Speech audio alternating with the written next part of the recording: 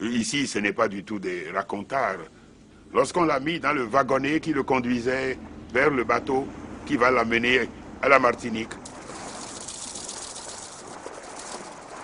eh bien, quand le wagonnet dans lequel le roi était installé avec ses proches, ses compagnons de déportation, d'exil, à un moment donné sur le wharf, le wagonnet ne bouge plus. On ne va pas dire au roi, parce qu'il le respectait tant qu'il était sur le territoire dahomey. Le wagonnet ne pouvait plus bouger. Le roi croise ses jambes, allume sa pipe. Il attend. Qui va le faire descendre, dit qu'il faut qu'il marche à pied? Personne. Mais ça dure, mais qu'est-ce qu'il faut faire? Que s'est-il passé pour ce wagonnet? C'est Béhanzin qui a dit, allez me chercher un coq blanc.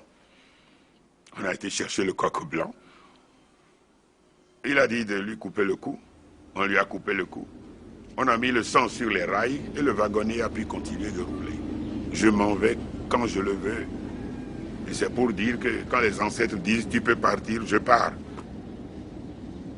La première escale du croiseur second, c'est Dakar, qu'il atteindra le 20 février.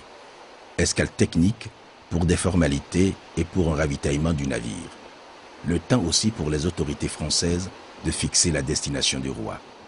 Le 12 mars, Moracini, gouverneur de la Martinique, reçoit de son ministre l'ordre d'apprêter le fort Tartanson pour y recevoir Béhanzin et sa suite.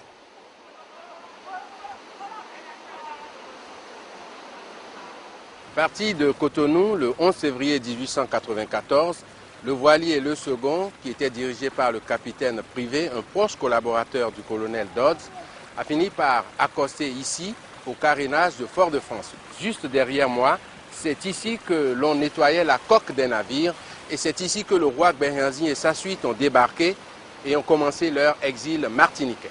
Nous sommes le 30 mars 1894.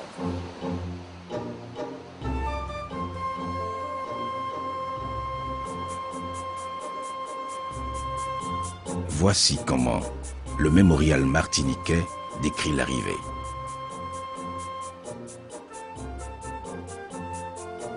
« 17 heures. Les spectateurs retiennent leur souffle. Ce doit être lui avec ce pagne de soie verte. Un frémissement parcourt la marée humaine, brusquement silencieuse, comme saisie par la solennité de l'instant. Béhanzin est le premier à mettre pied à terre, suivi de près par le capitaine Privé. Arrivent ensuite le secrétaire, l'interprète, les femmes et les enfants. Tout le long du parcours qui les conduit au fort Tartanson, il y avait une grosse affluence.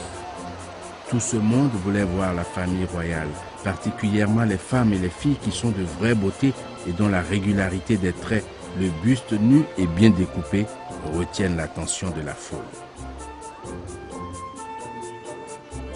Premier arrêt du cortège au siège du gouverneur. Le roi est présenté au gouverneur Moracini. C'est à lui qu'incombe dès cet instant la lourde mission de garder Béhanzin et les siens. 2 kilomètres plus loin et 80 mètres plus haut, le cortège du roi arrive au fort Tartanson. Construit en 1867 pour surveiller la rade de Fort-de-France, le fort Tartanson n'a plus aujourd'hui le charme de sa jeunesse. Il est presque à l'abandon. On murmure d'ailleurs que la marine française, qui en est le propriétaire, s'apprêterait à le céder à la ville de Fort-de-France. Ici, le roi Béhanzin et sa suite vont s'installer pour un séjour qui va durer 4 ans.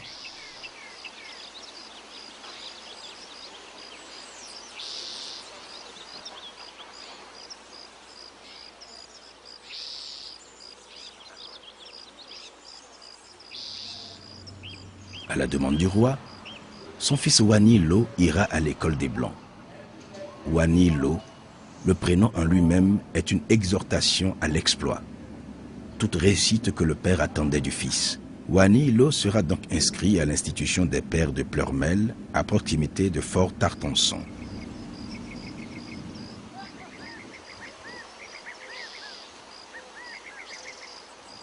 Adandédian n'aura pas cette chance. Il sera logé et nourri, mais à une autre enseigne.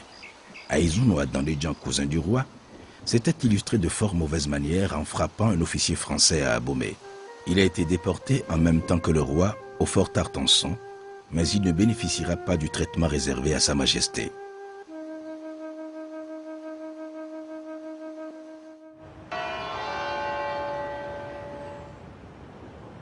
« 3 juillet 1894. La France entière pleure la disparition du président Sadi Carnot, tombé quelques jours plus tôt sous les balles d'un anarchiste. Pour le roi Béhanzin, ce sera un coup dur. Sadi Carnot, c'est celui-là même qu'il pensait pouvoir rencontrer lorsqu'il quittait Cotonou il y a à peine 5 mois. En compagnie de sa suite au grand complet, le roi Béhanzin assistera à l'office religieux dans l'église provisoire de Fort-de-France en hommage à la mémoire de l'homme d'État.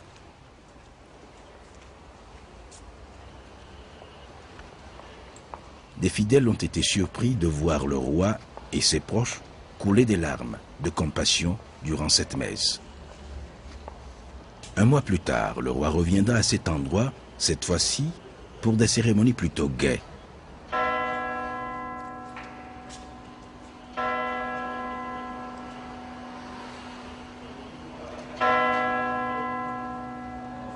Le baptême des cloches de la cathédrale de Fort-de-France. L'imposante bâtisse a été reconstruite en lieu et place de l'ancienne église détruite par un incendie.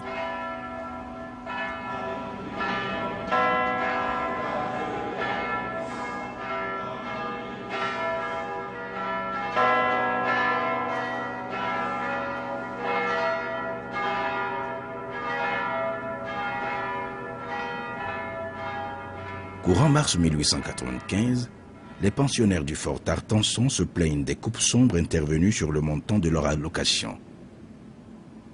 Le gouverneur Moracini est sommé de s'expliquer. Il le fait en qualifiant les allégations de calomnie, tout en justifiant les restrictions incriminées par des constats de dépassement de dépenses et de gaspillage chez les domestiques.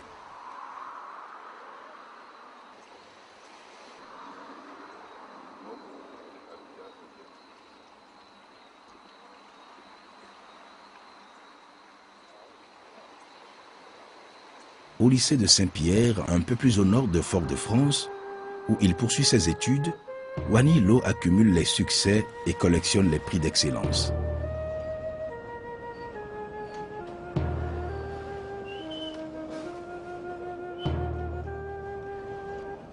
Son père, le roi Béhanzin, s'est rendu plusieurs fois à Saint-Pierre pour assister en personne à des cérémonies de remise de prix.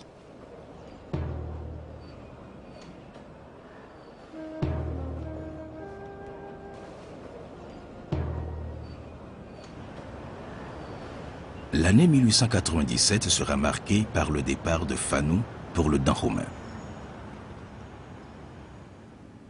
C'est le goût exagéré de Pierre Fanou pour l'alcool et son éthylisme avancé qui ont fini par irriter et excéder le roi. Avec son épouse Falégué, Pierre Fanou s'en va pour le grand soulagement de Béhanzin. Réduite à 9, la cour royale commençait à s'ennuyer. Pas pour longtemps puisque, en mai 1898, le roi va quitter sa forteresse pour aménager en ville. Il va désormais résider à la villa des Bosquets. Alors, le roi, après Tartanson, a été ici pendant à peu près 6 ans, juste avant de repartir. Et ce que nous savons de cette période, pour nous en Martinique, ce qui a un petit peu marqué les esprits, je dirais, moi j'ai un souvenir simplement de ma grande-tante, tante Vivi. Je ne pense pas vraiment qu'elle ait vu Béhanzin, mais c'est aussi dans l'imaginaire.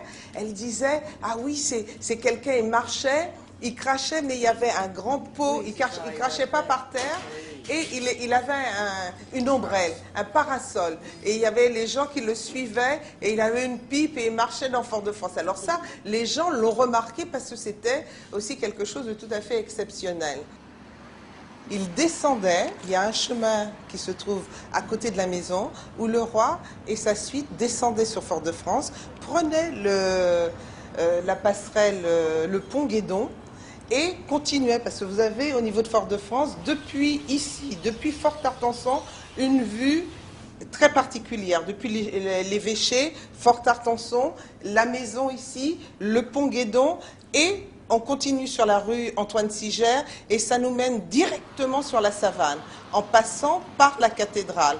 Et c'était un chemin que Béhanzin prenait assez souvent, puisqu'il se promenait devant la Savane et il allait aussi du côté de la bibliothèque Schellcher qui avait été finie d'être construite.